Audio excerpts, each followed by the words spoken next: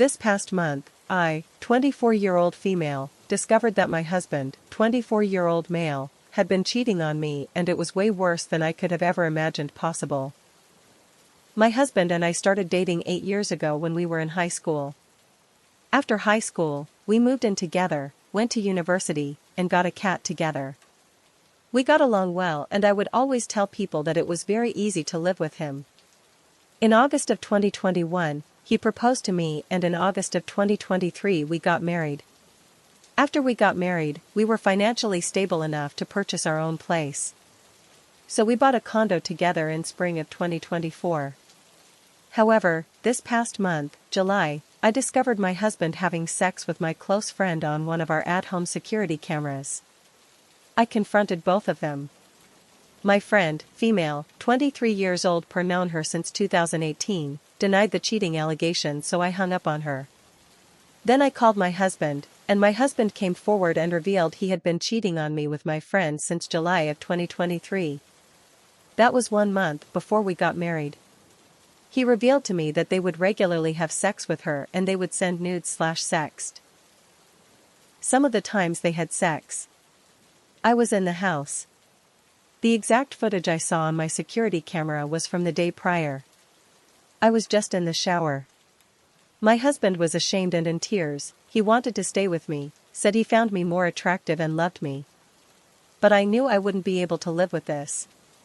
A week later, I discovered more information. He was still lying to me. He had been cheating on me with this friend since June of 2021. Yep, that is right. 2 months before he proposed to me was when he started cheating on me. He had been cheating on me for over 3 years.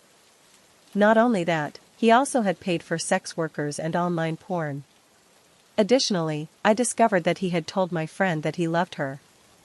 Not because he did, but because he wanted more sex from her.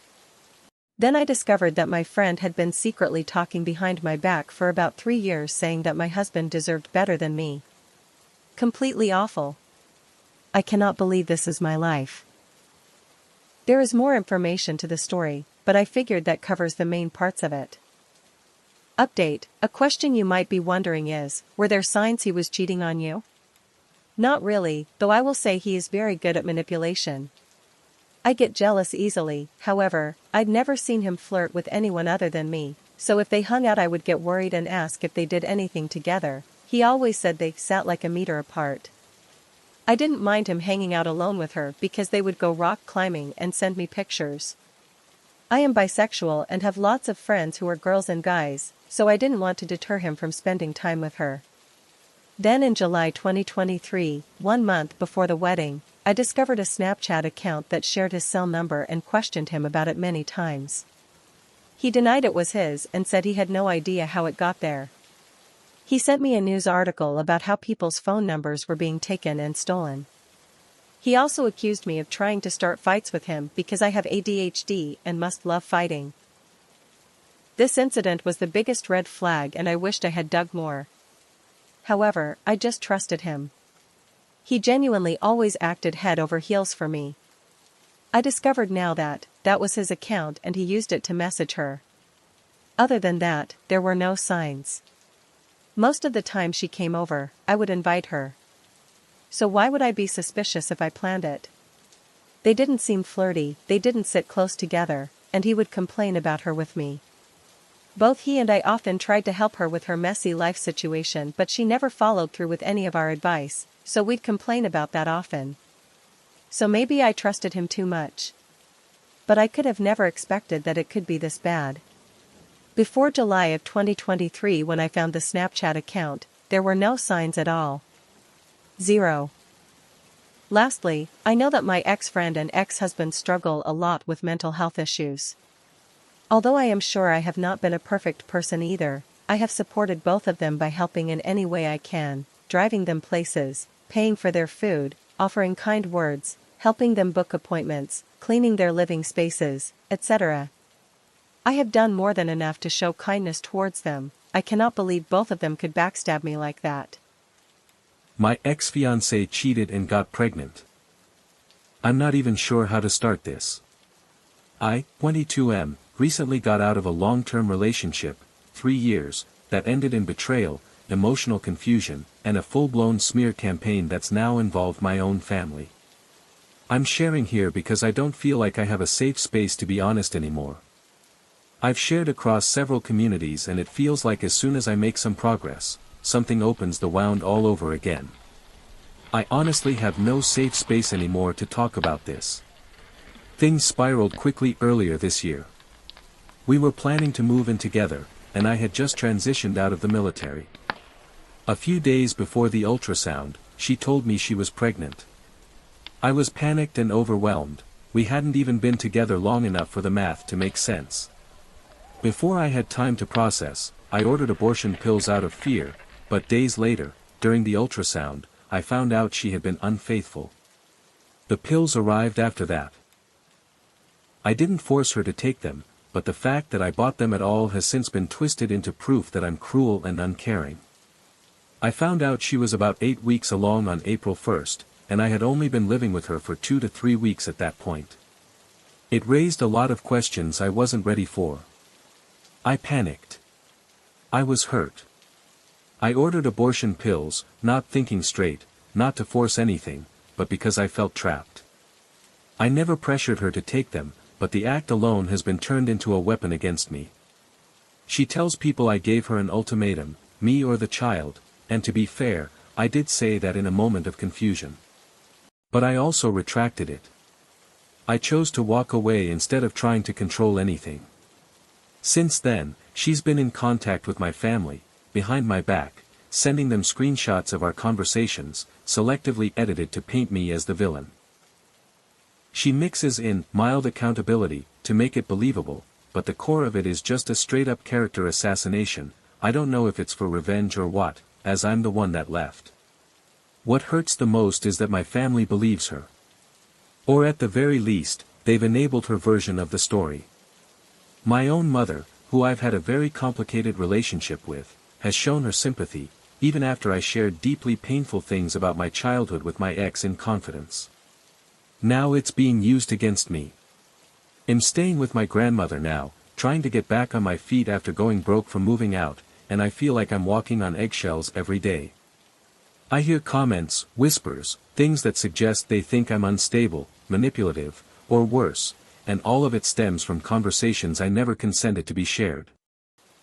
I found myself reaching out more than I should, trying to explain, defend myself, seek understanding, even though I know it's pointless. I'm not proud of how often I've tried to correct the narrative, and it's making me feel obsessive, desperate, and disappointed in myself. Every time I make progress, something pulls me back. Whether it's a new message from her, or my mom repeating something I know came from her mouth. I feel punished for trying to be the bigger person. I feel like the only one suffering the consequences. I'm questioning small things. Forgetting details. Feeling paranoid. Wondering if there's something wrong with me, or if I'm cursed, literally. I even found myself wondering if she placed some sort of spell or bad energy on me. That's how off I feel. I don't recognize my thoughts anymore. Update: got out of a 3-year relationship marked by betrayal, manipulation, and a smear campaign. My ex has been painting me as the villain to my own family, sharing private conversations and twisting the truth. Now I'm struggling with guilt, emotional overwhelm, and feeling completely isolated, even in my own home. Just trying to understand how to heal when the damage runs this deep and the lies feel louder than the truth. My story. My freedom from my cheating wife. I would like to start by saying in the first couple years of my marriage went really well. I met my wife in high school in math class. She was a freshman and I was a sophomore. We dated for a few months and then we broke up. Fast forward to my senior year, I graduated and enlisted in the military. 2 years into my enlistment, my future wife reached out to me on Facebook. We started casually talking and then within a couple months she flew out to visit me. Within 4 months, we were expecting our first child and we got married soon after that. Everything was going fantastic. Until I started hearing stories from my friends who I should have listened to. I went out on a field op for a little over a month. I got home and one of my closest friends in the military told me that my wife had cheated on me with one of my other friends. To add a little context, we were staying with two friends, close friends that were also married at their house. They would often have little gatherings at their house, drinking, listening to music, just general socializing, and it turns out one of my friends in the same unit I was in hooked up with my wife. I confronted my wife about it, and she said that he was lying. I stupidly took her word for it because I didn't want to believe it, and I stopped talking to that friend for a little while. Mind you, I was 20 years old, really immature, and really dumb. Fast forward 5 more years. I was honorably discharged from the military after 4 years of service. My wife and I moved back home and I started my first job outside of the military. Everything was going okay up until 2015, where we started arguing a little more, and I heard the 5-year marriage milestone is notorious for these kinds of things. My wife went out drinking with her friend and she ended up staying over at her place, and it turns out her boyfriend was there and his friend was there. I found out she was cheating on me because I snatched her phone playfully when she was on it and noticed that she was texting her friend about what happened the night before, and that's how I found out she cheated on me. Since we had children, I wanted to make it work for the sake of the kids. We talked about it and decided to give it another chance. Fast forward to 2022, she started working a graveyard job to contribute financially outside of the home. That was a huge mistake. Her behavior started changing almost immediately. She got really cold and she would insult me frequently. Call me names. Intimacy was non-existent for the last couple of years, and I also caught her Snapchatting a man that she claimed didn't like women, so it was okay, and he was just a friend from work. To make a long story short, now that my kids are older, I finally built up the courage to walk away at 35 years old and file for divorce. Since making this decision, I have felt a huge weight lifted off my shoulders, and since joining Reddit, I've talked to a lot of people who have given me really good advice. It turns out that my wife is an expert narcissist, soon to be ex-wife. And she has cheated on me multiple times. I can't believe how I let it go this long. I have wasted years of my life with her given. I'm still in my 30s and I can still find that special person, but it's still the principle of the thing. I hope this reaches somebody that is going through the same thing, that is much younger than I am, and I want to tell you that these kinds of people don't change. They will tell you everything they want you to hear in order for you to stay and to have control over you. Do not fall for it. Reclaim your life, be a good parent to your children if you have any, and make them the priority, and maybe at some point, your real person comes along and you can have your storybook ending. My story about how Elle cheated and how I am trying to navigate back to her. I'll never forget the look on her face when she found out. It wasn't just anger, it was heartbreak. It was confusion. I in that moment realized I had done something I could never undo, something Elle never wanted to do, and it hurt me so bad that she was hurting. I didn't just cheat. I destroyed something sacred, her trust and her image of me, which was crucial for us to even be together, because let's be real, Elle ain't shit. She didn't cry immediately, but when she finally cried, I felt something inside me die. Elle wanted to cry too, but who am I kidding? She wasn't going to buy it. She was going to think I am being manipulative, but now that Elle think of it, who would have cared? Elle wasn't crying to manipulate her. Elle should have expressed how Elle felt, because what followed? The guilt hit me every day I was with myself, because she was always there for me and Elle never got a chance to overthink or think about my life or any bad things, but now she was gone and I was here without her and thinking how bad Elle hurt her and how she's doing and how to undo it. It's funny, but Elle Googled to find traditional healers to make her forget what I had done to her. I wanted to disappear with all the memories she had of me. I didn't blame her because Elle kept on hurting her more, thinking I was doing damage control. She had every right to walk away. I tried all sorts of distractions, talking to other people, but my heart wasn't into it, and Elle realized I was just becoming more of who I was trying to escape from, trying to talk to more people instead of dealing with myself, and learn to be alone and avoid any situation like that ever before. I tried to keep contact and get her back, and she said she still loved me. But love alone wasn't enough anymore, not after what I did, and Elle worked hard. Elle used every last emotion and convincing words I had left in me, reassuring her all will be well and she can have any sort of reassurance she wanted. She gave me another chance, but not without rules. And I took them, all of them, without question. Because when you truly regret something, you don't argue. You surrender, and if you are willing to fix it and you know you were wrong and the person you love didn't deserve that kind of betrayal, you do everything to make it work. She asked for my phone passwords. Noelle actually offered location and logins. She wanted to know who I was talking to, where I was going, what I was doing. To me it felt fair, but still probably not enough, and Elle knew Elle would have to follow up a lot of things with explanations, but I was ready even though I am someone who hates confrontation. I had crossed a line, now I had to rebuild what I broke. I gave her full access. Not because I wanted to be policed, but because I didn't want her to feel alone in her pain. If giving her access could bring even a little peace, then I would give her the world, but even with all that, I knew it wouldn't fix everything. Trust can't come back with passwords. It comes back with consistency, with honesty, with time. I am growing and I am trying, and maybe Elle underestimated this one because no one tells you how heavy guilt feels and the overthinking even on the days when we're laughing, I remember. Even when she smiles, I wonder if she's really happy or just pretending. Every time she looks at her phone for too long, I wonder, is she reading something about me? Or is she looking at something that reminds her of my betrayal? And this is hard when you are trying to be strong and gain someone's trust, because there's nothing as nice as seeing progress, but every time you are optimistic you end up being dragged down with this overwhelming sense of maybe I am not doing enough, but also at the same time that's kinda selfish expecting someone to just move on. Every time she is quiet, I think, is she tired of trying? Is she just going to say, "Elle, don't think I can do this anymore"? And sometimes, the worst thoughts creep in. What if she cheats too just to feel even? And honestly, this is where I am right now. I have always known that my gut doesn't lie to me, and recently it's been telling me that's what is happening, that there's something happening behind my back that Elle will find upsetting, and I have had some clues, some leads, some evidence, but I am scared to chase after it because Elle know I am a hypocrite. Elle wouldn't be able to forgive her, and then I feel ashamed again. Because this fear, this paranoia, it's what I gave her first. Loving her now is different. It's about patience. About showing up when she needs me and stepping back when she doesn't. It's about proving, every single day, that I'm not the same man who hurt her. Sometimes she still gets distant. Sometimes she brings it up.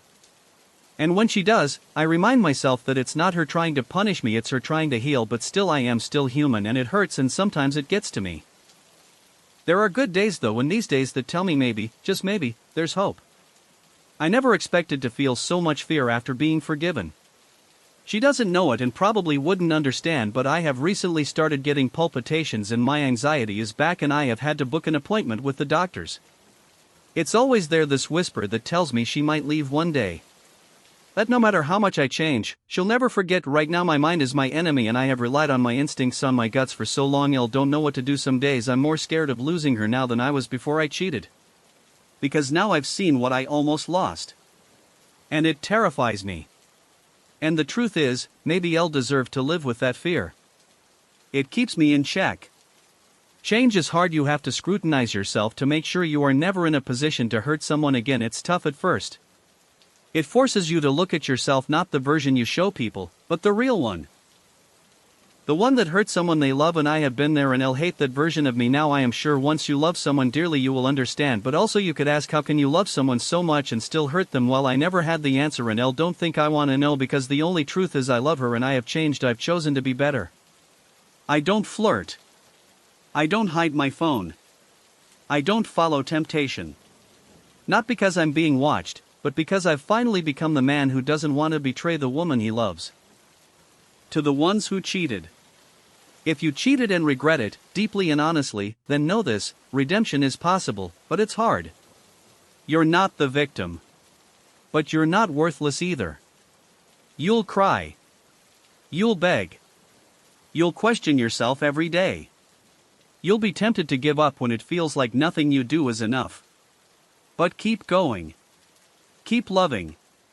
Keep showing her and proving that you're not just all talk, because real love is not just about what you feel, it's about what you do. And if you've been given a second chance, don't waste it. Live like you're trying to deserve it every single day. And it's different everywhere, and your story might be different. Mine has only just started. It might not end well, but Elle know Elle would have tried. Maybe Elle will update after my discoveries or after we are back where we were. I'm not writing this for you or for me. I'm writing this for my beautiful beloved wife. My apologies if this is a bit long. But I'm not writing this for you or for me. I'm writing this for my beautiful beloved wife. I met my wife the second week of college. We both had made friends with the same two couples, and they wanted to head into town for a break, so she and I went together just to have a partner to join them. After a while I began to realize that I really liked this girl. In fact, after just a few weeks, I began to really love being around her. My mom had taught me how to respect and appreciate women, and especially my girlfriend when the time came. As my first girlfriend and I became more serious, I always respected her and would never do anything that we would ever possibly regret. The time came for summer break when I realized how much I missed her, and talking with her on the phone I learned she felt the same. I began to think of her as my wife and treated her that way. By the second year together, when summer came, we decided we did not want to be apart and decided to get married. We were both virgins on our wedding night. We were both nervous and excited about being together for the first time. It was the third week of being together that we were very romantic together and forgot about the world and got lost together when she had her first climax. She said she had no idea it would be like that. We would smile or wink at each other to get into the bedroom twice a day, almost every day. We only skipped a day when one of us was sick or had to go somewhere. We thought all couples were like this, so crazy in love, and so happy. I didn't think of myself as me and her as her. We were always us and we in everything we did. And I never thought it could be any other way the rest of our lives. We saved and bought a small house in a few years. Then again in a few years we had 2 daughters. I worked hard and came home to a wonderful family every day. She stayed home with our girls for about 5 years, then started to work part-time. Then as time passed the girls grew up and she concentrated on her career. We were married for 26 years and her career was going well as a medical service provider. I don't want to say her exact job. She saw patients at several hospitals, some of which I visited occasionally to join her for special occasions. Maybe it was her mom getting close to needing hospice that shook her up a bit, I don't know. Maybe I was starting to feel pressured on my job to keep up with the younger guys coming into the department. We started to argue more often than usual the last few weeks. Then we had a bad shouting match which was pretty rare. I thought nothing of it because they always passed quickly and I could never remember what we argued about. She began to have outpatient visits, and enjoyed being away from the hospital on her own more often, and to take on more responsibility for her patients. Our love-making slowed down the last few years, but we still enjoyed being together when we could. It was most always weekends, but an occasional weekday would happen too, but not as often as before. I noticed our love life having more and more time between being together. One day I just thought I'd try to entice her with a little more of a romantic encounter. She surprisingly agreed to be together during a weekday. When she agreed to be with me, I had the feeling it was more of her agreeing just because I asked, and not because she really wanted to. I thought something was off, but was not sure what it was. When we began to be together, I immediately noticed something strange. Her body already had the signs of being with me she always had, but I saw this before we started. I went through with it, forcing myself to think it was just my imagination, and not really what I saw. But I could not stop thinking about it. Was that really just my imagination? Neither of us had phones or laptops that was protected by passwords or anything, so after a few days I just had to find out. I didn't want to, but I had to. So I looked at her laptop, opened her email and saw the end of my life as it had been. I could not breathe, I could not think. I just kept reading those words over and over again. Being with you was great, the *asms were great, you were great. That moment my heart was beating in my throat and I could not breathe. I took the car and drove to the park nearby and took a walk.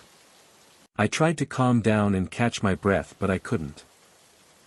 When I finally calmed down a little, I drove home, took a shower and told her I wasn't feeling well and went to bed. I called in sick the next day, stayed in bed, and ignored her the entire day. The next day I went to work, but did a tenth of what I usually did, and drove back home. That lasted to the end of the week until Friday night when I opened her laptop, and showed her the emails. She just looked at them for a long moment and then began to cry as I opened the next one and the next one. She began to cry saying, "I'm sorry, I'm so sorry."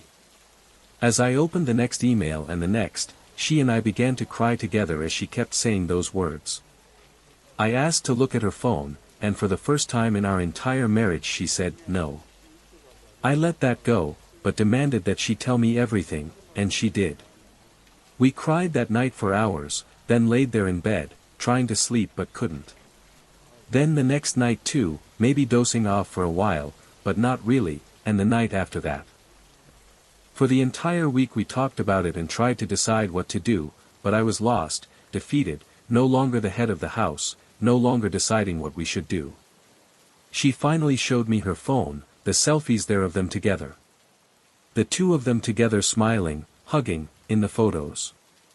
But there were a lot of them. Each one turning my stomach, making me nauseous looking at them. The last photo was dated a few days before I found those emails and did not continue. We cried together after talking the entire next week also. Then the entire month passed the same way. We talked, tried to think of what to do, then cried ourselves to sleep. The second month too, and the third. For 90 days it was like that and I began to feel numb. I was so tired of it all. Not knowing what to do, what to think, going to work, trying to get something done, and then driving home to my two little girls and the woman I loved.